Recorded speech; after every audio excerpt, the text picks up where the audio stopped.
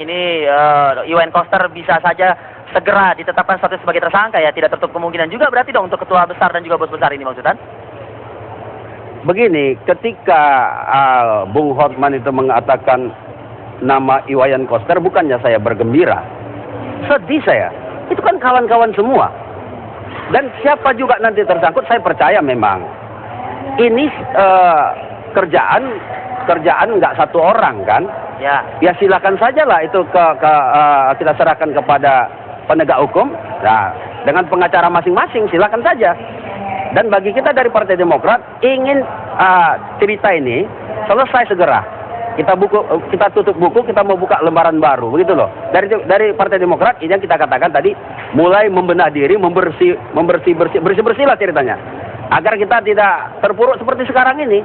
Saya kira semua partai ingin demikian. Begitu. Kalau misalnya mau bersih-bersih kan tentunya kan tidak mesti harus nunggu KPK kan Bang?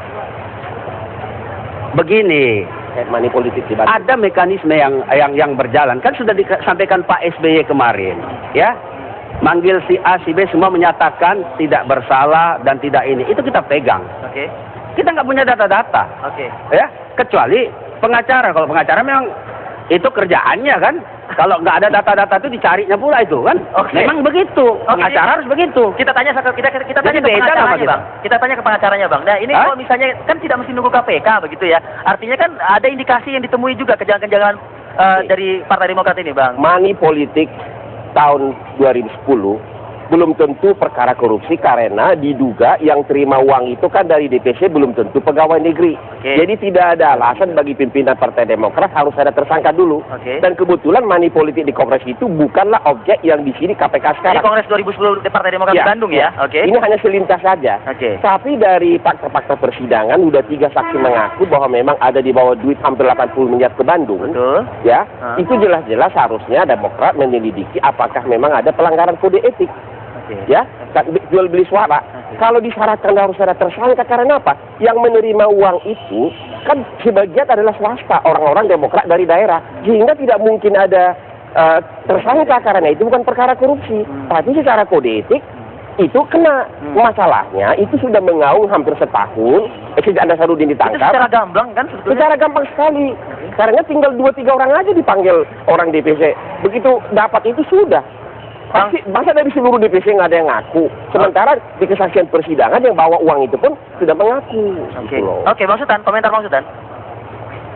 Ini repotnya yang seperti begini. Bung Hotman itu kan mengeneralisasikan semuanya. Saya ini pendukung Anas, Bung Hotman. Ya, Anda harus catat loh. Saya pendukung Anas. Saya pejabat Ketua DPC Kota Medan. Kalau mendengar bahasa Bung Hotman ini seolah-olah saya juga dapat duit. Sekarang saya mau tanya, coba buktikan Sultan Batu Gana mendapat duit di Kongres itu. Bisa nggak Bang Hotman? Kan nggak bisa menjelaskan begitu. Jadi kalau kita ini sistem berjalan, orang ditanya orang per orang oleh ada Dewan Kehormatan, ada Komisi Pengawas. Lalu mereka bilang nggak ada, apa mau dibilang? Kan susah. Oleh sebab itu kita doronglah semua ini ke penegak hukum, di situ tidak akan bisa orang lari. Kalau kita ini kan kekuatan kita kan etika dan moral. Kalau dibilang tidak, mau bilang apa kita? Tapi kalau Bung Hotman, memang harus kerjaan dia harus mengejar itu. Gitu loh. Tapi saya percaya, ya, itu bakal terungkap semua. Insya Allah. Demikian loh. Menurut Nasaruddin, sejak dia teriak-teriak soal money politik di Kongres, sampai hari ini belum ada penyelidikan intern di Partai Demokrat mengenai adanya money politik itu, walaupun dasar udah teriak-teriak itu aja. Tapi selalu setiap ada pembicaraan di debat kayak gini selalu kita tunggu proses hukum, kita tunggu ada tersangka. Karena money politik beda. Itu, kalau melihat hukumnya tidak mungkin ada belum tentu tersangka. Lagi-lagi saya bilang karena bisa saja kalau yang menerima itu adalah oknum pengurus yang bukan pegawai negeri, maka bukan perkara korupsi, benar kan? Ini ada soal DPC tadi itu. Kenapa? Atau pejabat negara. Iya, kalau bukan pejabat negara kan DPC itu kan ada yang bukan pejabat negara. Jadi Nasaruddin itu kenapa? Apalagi sekitar 2-3 minggu lalu 3 saksi menyatakan mengakui membawa uang itu ke Bandung. Itu di persidangan? Di persidangan. Kalau tetap mengatakan harus ada tersangka, nggak mungkin karena yang diperiksa sekarang kan Wisma Atlet. Dan KPK tidak punya jurisdiksi mengenai money politik karena belum tentu yang terima itu adalah pegawai negeri atau pejabat negara. Itu murni internnya Partai Demokrat yang Nasaruddin selalu teriak-teriak, Baik. kenapa tidak pernah dilakukan penyelidikan? Baik, sebelum kita ke Bang Sultan, PDIP ini ketar-ketir kan dengan mendengar hebohnya kasus ini, ketar-ketir kan kira-kira? Pertama kita cukup percaya ya dengan apa yang disampaikan oleh Pak Wayan Koster bahwa dia tidak terlibat dalam kasus Wisma Atlet ini. Dan yang kedua, kita juga menyerahkan ini kepada KPK, proses hukumnya. Yang penting bagi kami, KPK melakukan proses hukum ini secara profesional dan proporsional, tidak di bawah tekanan publik, apalagi merupakan order kena si ini harus kena. Jadi harus berdasarkan alat bukti yang cukup sebagaimana diatur di dalam KUHAP. Itu yang harus dilakukan oleh KPK. Dan yang ketiga, kasus Wisma Atlet ini harus segera selesai oleh KPK, diungkap secara tuntas aktor-aktor yang ada di dalam keterkaitan kasus ini supaya pekerjaan-pekerjaan besar, kasus-kasus besar seperti Bank Senturi, Hambalang bisa terselesaikan karena energi KPK harus cepat selesai urusan ini. Kasus Hambalang masih menunggu, begitu juga mafia pajak. Itu kerugian negaranya luar biasa. Itulah yang pada saat fit and proper ada 5 kasus yang kami minta kepada pimpinan KPK sekarang. Jadi harapan kami soal Wisma Atlet ini segera dibongkar sampai kepada akar-akarnya siapa yang terlibat tanpa ada menargetkan sesuatu apapun berdasarkan alat bukti supaya KPK bisa bekerja untuk kasus-kasus lain. Adakah mungkin langkah yang sudah diambil oleh PDIP saat ini untuk mungkin memberikan pendampingan hukum terhadap Iwayan Koster begitu? Bila mana sewaktu-waktu statusnya berubah? Saya sudah sampaikan itu dan beliau sudah menyatakan kepada saya kemarin bahwa dia akan komunikasi terus kepada saya karena kebetulan yang mengurusi masalah hukum di PD Perjuangan ini adalah saya. Dia akan berkomunikasi terus, karena itulah saya memanggil beliau kemarin. Dan kalaupun dia dipanggil, sebagaimana yang saya sampaikan tadi, untuk tersangka Ibu Angelina Sondag, dia juga akan menyampaikan kepada saya. Dan dia akan action aja, baru setelah ini kita kami akan menyiapkan lawyer-lawyer terbaik yang akan mendampingi Pak Wayan Koster. Begitu juga pada saat beliau ingin dipanggil jadi saksi juga, mungkin perlu ada lawyer yang menasihati beliau apa yang harus dia jelaskan di KPK. Terkait juga dengan status anggota DPR Iwayan Koster, belum sejauh ini akan dilakukan semacam tindakan-tindakan tegas begitu? Beliau kan sudah dipanggil oleh Ibu Puan Maharani sebagai ketua praksi menanyakan soal kasusnya ini, dan karena masih dicekal, saya pikir belum perlu ada tindakan yang lain. Saya kira sama penjelasannya karena saya juga ikut mendampingi pada saat itu. Apa yang saya sampaikan tadi pada saat dia dipanggil oleh Ibu Puan yang baru sekarang terpilih menjadi ketua praksi. Baik, saya kembali ke Bang Sultan.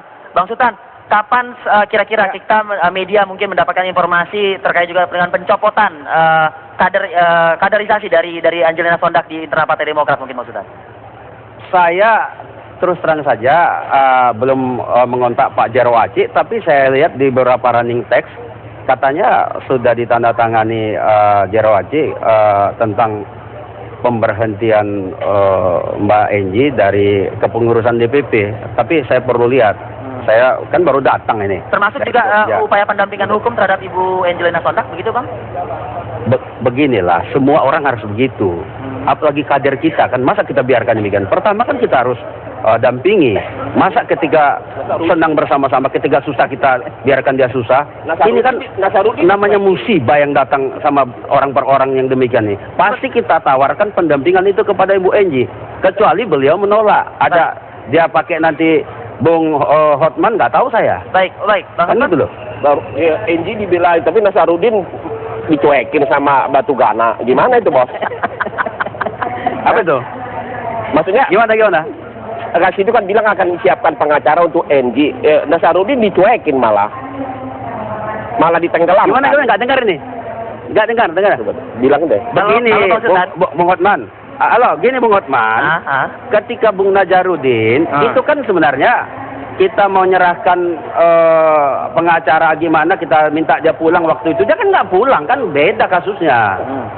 Tapi kan Bang Sultan kan sempat menyusul ke Singapura tadi, Bang. Kan sempat makan di Orchard terus. Loh, beliau ini saya mengatakan ini benar loh. Beliau mengatakan berobat, setelah berobat pulang. Loh ternyata kan nggak pulang Bung Hotman. Beda kan? Sempat nggak makan bakmi di Orchard Road? Sempat nggak makan bakmi di Orchard Road sama si Nasaruddin dulu Bung Batu Gana? Bukan bakmi, makan ini kami, makan warung Padang kami. Oke. Di warung Padang, kita makan warung Padang di Orchard Road. Oke. Tapi tidak disuruh kembali ke tanah air ya Bang ya, oleh Bang Sultan tidak disuruh kembali ke tanah air gitu. Bung Hotman tanya sama dia. Oke. Kami disuruh jemput dia loh tuh, minta Oke. dia pulang. Oke. Kan beliau bilang, tunggu selesai berobat dulu kan. Nanti kita pulang. Artinya upaya Selanjutnya hukum dia malah nggak mau pulang. sudah ditawarkan pada saat itu ya. Gimana? Upaya pendampingan hukum juga ditawarkan kepada Nazarudin pada saat itu kan. Waktu itu dia pulang, dia bilang dia sudah punya pengacara. Baik. Ya. Oke. Dia tunjuk Pak Oce. Kalau udah dia tunjuk Pak Oce kali apa pula kita masuk? Itu kan kaliber semua kan? Ya silakan aja, itu kan masing-masing punya interest masing-masing atau keinginan masing-masing memilih pengacara hukumnya yang kaliber bagus-bagus ini. Gak apa-apa, silakan saja. Oke Bang Sultan, kita tunggu Kan itu. kejutan-kejutannya Bang ya. Mudah-mudahan Partai Demokrat segera membersih-bersihkan internal partainya begitu Bang Sultan. Terima kasih Bang Sultan. Insya Allah, Insya Allah, ya. Terima kasih. Mudah-mudahan Terima doakan kasih, saja Bang Hotman. supaya Terima baik kasih, kita Bang semua ini. juga. Ya. Kita nanti langsung Terima kasih, akan terima kasih. bergabung juga dengan Ratna Dumila yang berada di tempat yang sama dengan Bang Sultan Batugana di Bandara Soekarno-Hatta. Ini mulai kita akan membahas terkait juga dengan perkembangan ataupun juga apa sih isu yang saat ini tengah dibicarakan oleh pakar-pakar pengamat terkait kasus pilot yang kedapatan menyimpan atau menggunakan sabu. Usai jeda pada waktu berikut.